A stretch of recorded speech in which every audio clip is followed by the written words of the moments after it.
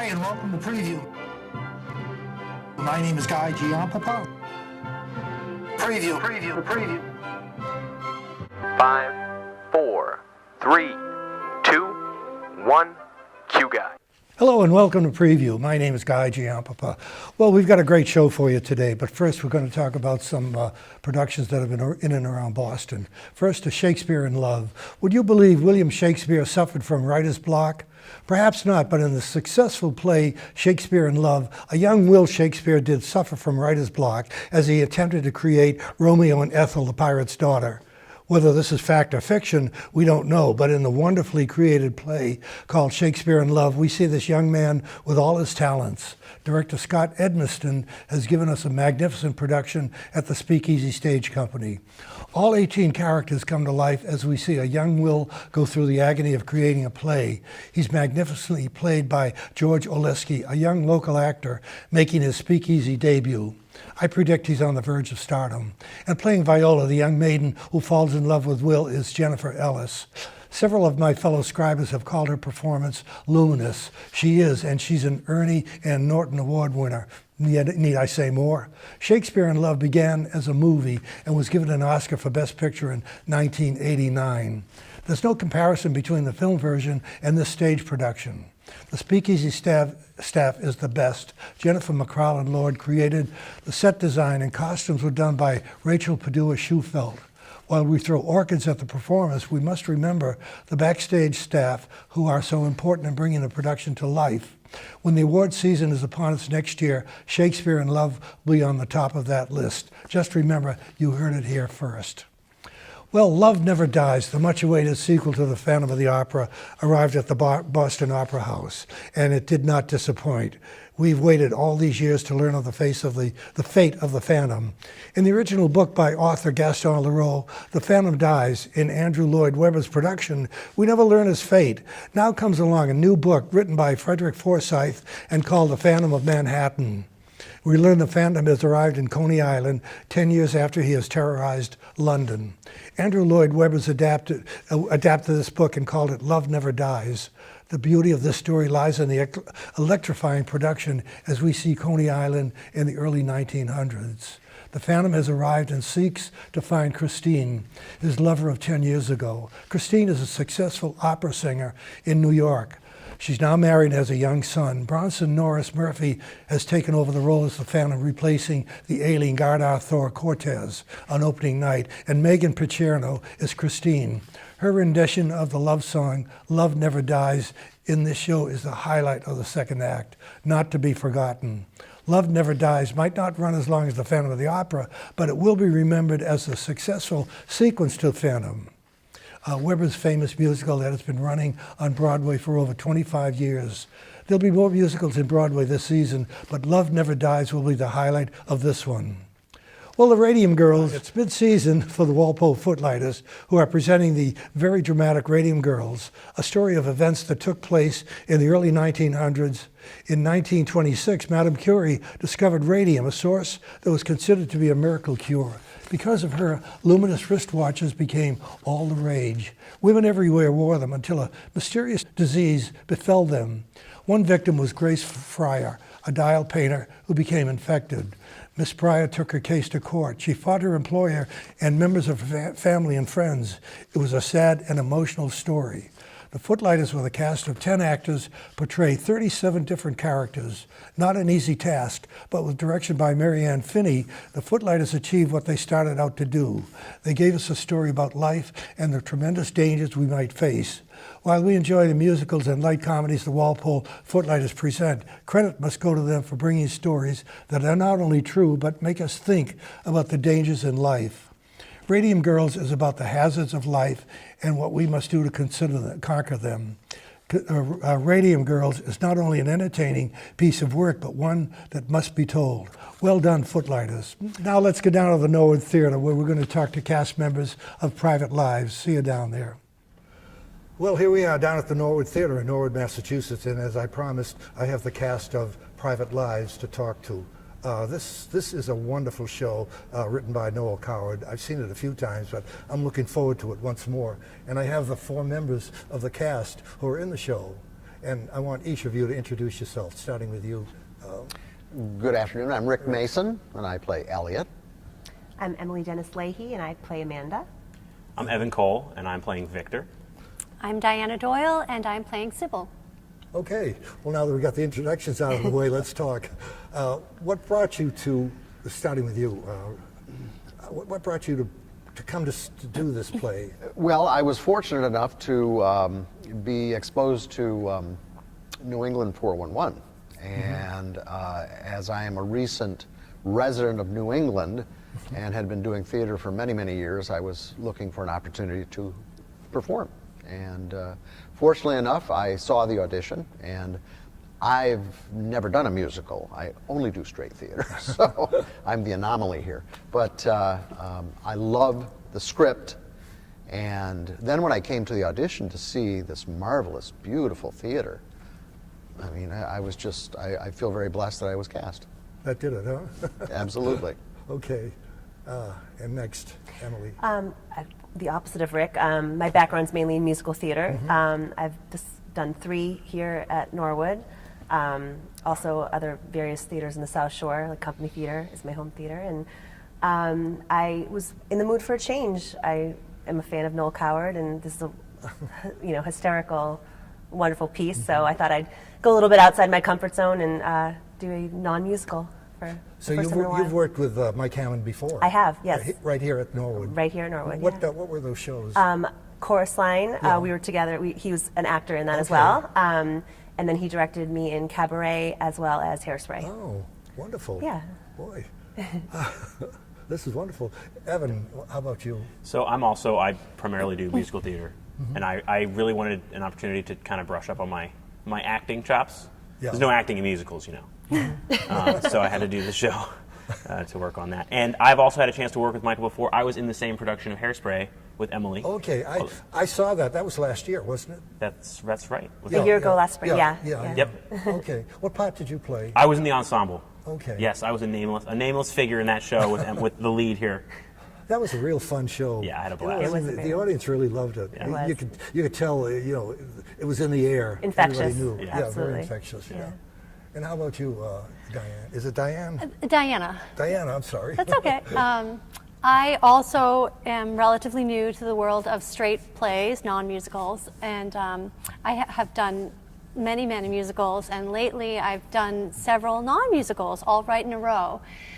Just kind of wanting to, I guess, stretch myself, get out of the comfort zone, and it's kind of fun to do something different.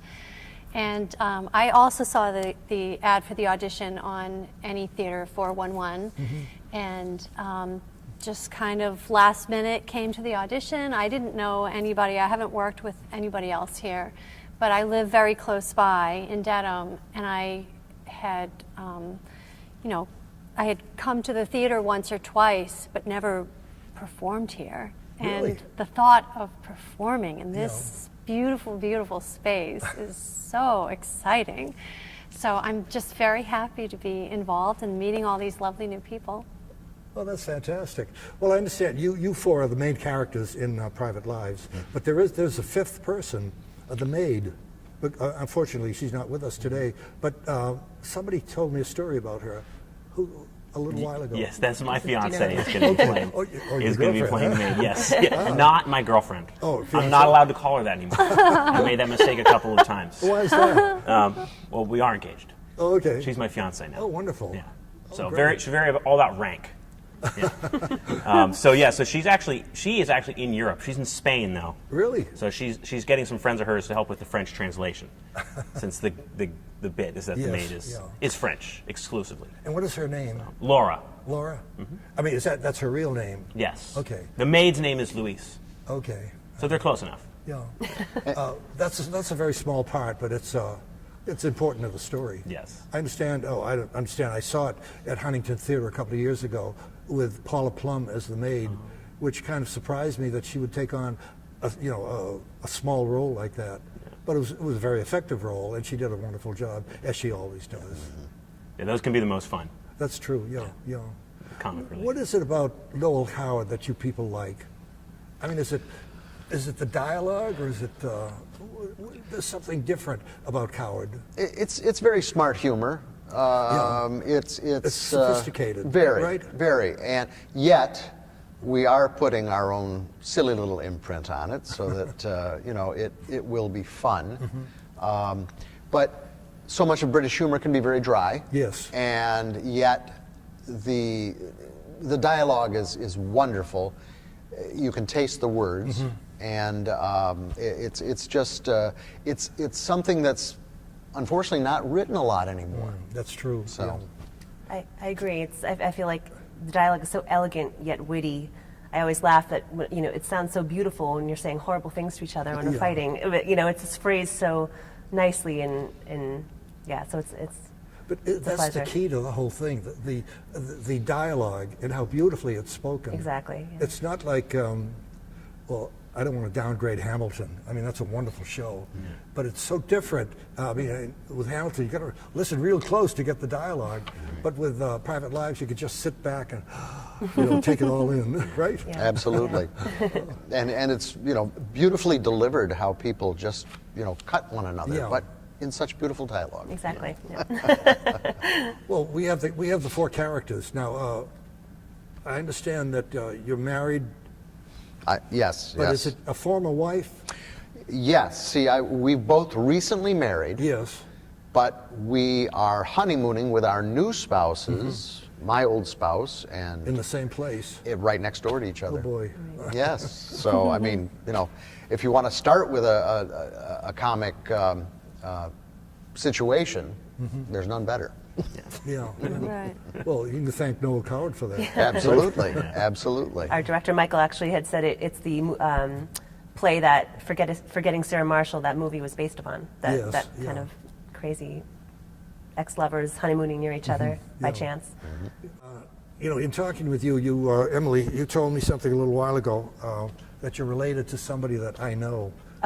Tell me more about that. My dad, he was a sports broadcaster with you at Channel 7, Right. WHGH, back in the 70s. Right, I knew him very well. Yeah, Yeah. it's a small world. It is. It really is. Yeah. Did he have any bearing on you becoming an actress?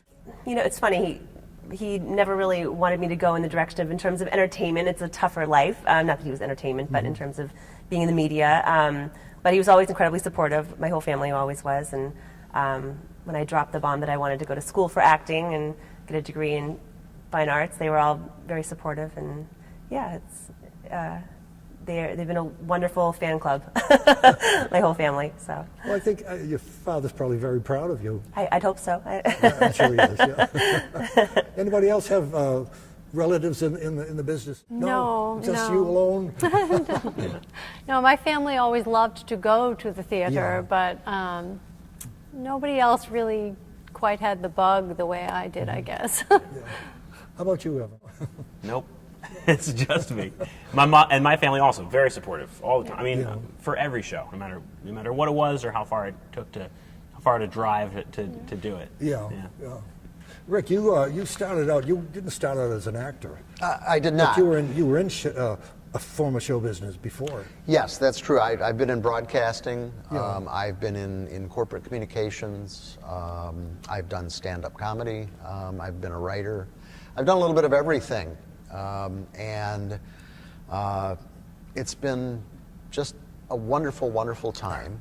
And as I can see, if you love what you do, you'll do it forever. That's for As sure. you Yeah. have for so many years. Where in broadcasting were you located? I was in Detroit at a 50,000 watt AM station called WJR. Oh, I know that station. Well, you could hear it over here Right. at nighttime, and so I was I was on air. I was in sales. I was in management, and then when I retired, my wife was recruited by Massachusetts General Hospital to come here to be in palliative care, and so we picked up and moved. Was your wife a nurse? Yes, she's been Yeah. a nurse practitioner for over 30 years. Okay. Yes. Oh, so So- welcome to Massachusetts. Thank you. We love it here. I'm going to ask you, each of you, starting with you, your Go favorite first. show. My Do you have favorite show? Do you have a favorite show? I was going to say to be in or to watch, but one of them does overlap, so I guess I'll give that answer. okay. I would say The Music Man. Oh, I've played okay. Marion 3 times now, and I'd love to do it again. Michael?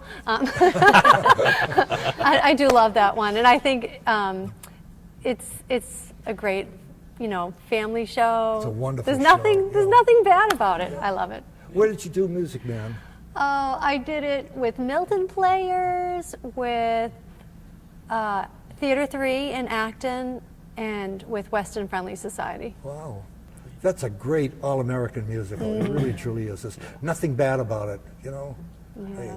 You can't say anything bad about it. It's so wonderful. How about you, Evan? I really love the Golden Age stuff too. That's kind of how Which I one? got all the Golden Age, Rodgers and Hammerstein, Oh. Music Man, and, yes. and Guys and Dolls in Oklahoma Yes. and all that stuff. But I have to say that my favorite show right now, I mean, really it's whatever I'm doing. I kind of get into. Yeah. I just find what there is to enjoy about what I'm doing. But I really love Jesus Christ Superstar. That's I had a blast doing that, and I would play every part in that show. I would love to do that. I want to do a gender bent version of it, but I don't think you could ever pull that off. No. I want to sing the Mary Magdalene stuff, but I don't think you could probably ever get that done. How long have you been an actor? Really, my whole life. I only did I had a really amazing lady named Edie Tompkins who directed theater at my middle school. So she did third through fifth and 6th through 8th grade drama. And she was 75 when I was in 3rd grade. Wow. And I believe she kept doing it until I was in college. So I was very lucky to have that exposure to the stage from a really early age. Where was your school? You said middle? Groton, Massachusetts. Okay. Yep, Oh, just a local, tiny okay. Catholic school in Groton, Massachusetts. Yeah. Yeah. Next. Let's see. To watch, I sound redundant, but Carousel, the old Rodgers and Hammerstein musicals, and all those okay. things. Though ironically enough, that's kind of not what I play. I'm not really a legit singer, so that's what I like to watch. My favorite show I've been in, Chorus Line is my all-time favorite show, and I was just getting almost to the point of being a little too old to be in it, and luckily Really? I got it in right under the wire, which was nice. I just love that show, kind of exposing the realities of how, auditioning and the camaraderie between actors and everyone's trials and tribulations. But that and Cabaret at Norwood Yeah. Theater was an incredible experience, for sure. Why did you think you might be too old for Chorus Line? Well, there's one line, I believe, where my character said that she was 33, and I may or may not have been a little older than that, but yeah. I don't think it would make that much difference on stage for an audience to see that. I hope not. I hope not. I don't think so. No. Here's hoping. And I don't think you look any older. Well, thank you. Your turn, Rick. They're probably all like children. There's none that's really been a favorite. Anything by Neil Simon, yeah. which I've done a ton of Simon over the years. I've been fortunate enough to do Sunshine Boys 3 times. Really? Twice as the nephew in my youth, and then just about a year and a half ago, or 2 years ago, I played Al. So it was fun to play one of the old vaudevillians. And as far as favorite show to see, it's whatever ticket I have in my hand. When you talk about Sunshine Boys, when the movie was made, it seems to me that was it Jack Benny? Jack Benny was supposed to play Al. Yeah, and then he passed away. He did. Yeah. And that's how George Burns actually Took rekindled over. his whole You career. remember that? I do, very well. good, It was yeah. 1972 or 73, I think. Somewhere around there, Yeah. yeah. I remember that, yeah. Yeah. I'm a big showbiz historian. I'd love to play Good, let's go out and any have kind coffee. of Exactly. any kind of trivia. So, yeah. Well, I got 4 showbiz people here that I think are terrific. And I know you're all going to be great in this show, and I'm looking forward to seeing it. Thank you. To just be in this theater is going to be a marvelous, marvelous experience. Do you have a favorite scene in this show? Yes, my fight scene with her. Is that right? Yeah. It's a little bit of a physical comedy that we get to. Oh, my goodness. I get to participate play in. a little bit of being a little drunken, and she's hitting me and smashing things over my head. So yeah, it's wonderful. The characters are just Great so fun. beautifully, fundamentally flawed, and you really see the back and forth between all 4 of them about them at their best, their illusions in themselves, them at their worst, and when that culminates into like this fight scene in the first act or second act. It's Yeah. yeah, it's pretty funny. It's Well, you two are the newlyweds. I mean, we're the ex-wife We're the and exes. husband, Okay, yeah, yeah. who are Yes. married to our new spouses. Right, yeah. Yeah, Yes. and Okay. then we kind of rekindle our romance I don't- accidentally. I don't think it ever was completely, the flame ever went out. Right. To your character's credit, you do try to not get back together desperately for the first half of the first act. Yes, but we're terrible at that as well. How about you, Evan? You got a favorite moment? in the show? I actually really have enjoyed my scene with Rick. We only have really one scene in the whole show, one pretty quick scene where we actually are. It's just the two gentlemen on stage. Yes. So that was really fun. But I enjoy all of it. The dialogue really is something different. It is. It's very acid and quick, and Yeah. so. How far along are you in rehearsals? I mean, when did you start rehearsals? What, about 4 weeks ago, 3 weeks ago? Oh, So we're about halfway you're through. pretty much through it, yeah, yeah. Yeah. So you've got a couple of weeks more to go. We Cute. opened 3 weeks from March this past 9th. Friday, You're yes. Right, yeah, Mhm. yeah. Wow. Diane, Oh, did that's you have okay. a favorite moment?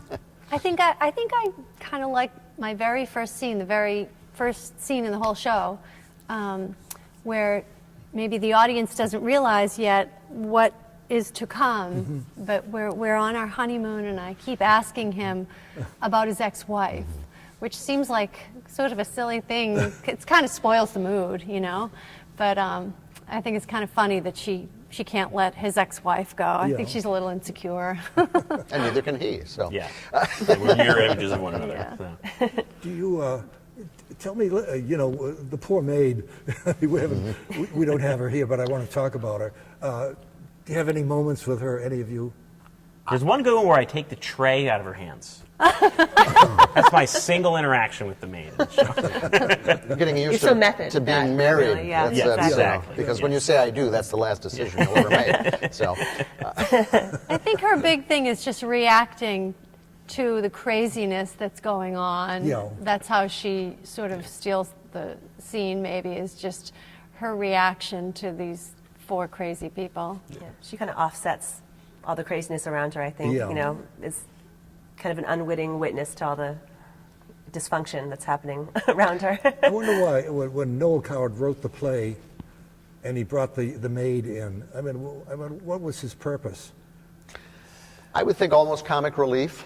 Oh, okay. Because That makes sense. while, you know, everybody is kind of at each other and there is comedy from that, here is someone who is just simply exasperated Yeah. by these 4 self-absorbed people, yet she expounds it all in French.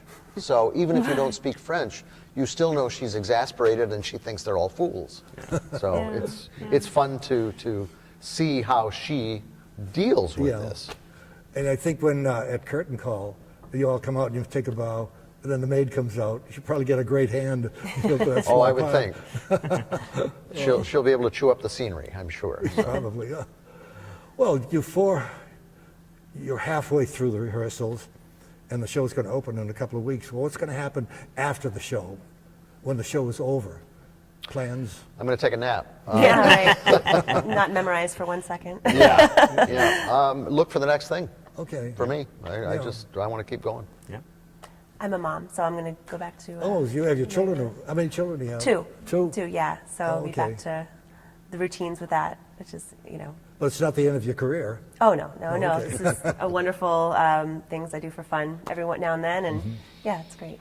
Okay. Evan, you and the fiance? I'll be looking for another show, yeah. And we'll see we'll see what she thinks of being on stage with me, whether she ever wants to do this again. Oh, this is the first time for the two of This you. is the to do first that, time huh? we'll be acting together. Yes. Okay. So that's fun yeah, right there. a real litmus test. How about Diana? I do have something else lined up for June. Yeah. It's a farce called Don't Dress for Dinner, and that will be at the Center for the Arts in Natick, otherwise known as TCAN. It seems to me I just saw that show at the Walpole Footlighters. Yes, they about did year it a ago. couple of years ago. Yeah, it's a funny show. Yeah, Very funny. it sounds Yeah. like it will be fun. Yeah. You've got a great show coming up. And, you know, Michael and Amy have been marvelous to work with as Yes. director and producer. And, you know, we're in good hands. So Well, I can attest to that. all we have to do is know our words and not bump into the furniture. Do you ever have a moment when you forgot your lines, any of you? Oh, yeah. Who hasn't, right? Yeah. What do you do in a case like that? Well, I did a show called Relatively Speaking, which was written by Alan Eckborn. And at the end of the first act, I am not supposed to, I am talking about a man's wife. He thinks I'm talking about his mistress. And I saw somebody out in the audience that I hadn't seen in years, and then it was my line. And so I said, "Oh, your daughter." And he all the color drained out of his face. We got to the end. It was the end of the curtain for Act 1. And then, of course, he came back and said, "Well, you've ruined the show. You've ruined the show." And the director came back and said, "No, we can fix this. You'll just be insulted because he thought that your wife was your daughter." And everything was fine. So. And we've had, sets fall and beds break. And, It happens. and that's what's fun about live Right. theater, Yeah. is the challenge of it'll never be the same twice. Right. That's true. That's Exactly. very true. It's a different experience every single time. Yeah. Any of you want to admit to forgetting lines? I'm sure it happens it does happen to everyone, but when you have scene partners you trust and you connect with, you can get through it, instinctually and kind of circle back around to whatever you forgot or improvise if needed. So yeah. And when you improvise, sometimes when someone loses their lines and they improvise, and if the audience isn't aware of it, then they've done a terrific job. Right, exactly. They really have, Yeah. Well, what happens when they know? Well, my first director always said, "Never drop your volume," because then they know that they know something's up. this isn't what we're supposed to be saying. So always project and just, let them think that this is the way it's supposed to be. Okay. Alfred Hitchcock once said, "You got to treat actors like cattle." But I don't believe in that. I mean, not when you have a guy like Mike Hammond directing. You're all human beings, and you're doing a terrific job. And I want to thank you all for putting up with me in this interview. Oh no! Thank you for for having interviewing us. us. It was Well, a pleasure. it's been a real pleasure. And I'm going to be sitting out there in the audience, razzing you on on opening night, I hope. Okay? Oh, good. Thanks so much. I look for forward that. to it. Thank you. It's been a real pleasure. Thank you very much. Ours as well. Well, that's our show for this time. My name is Guy Giampapa. See you next time on Preview. Bye.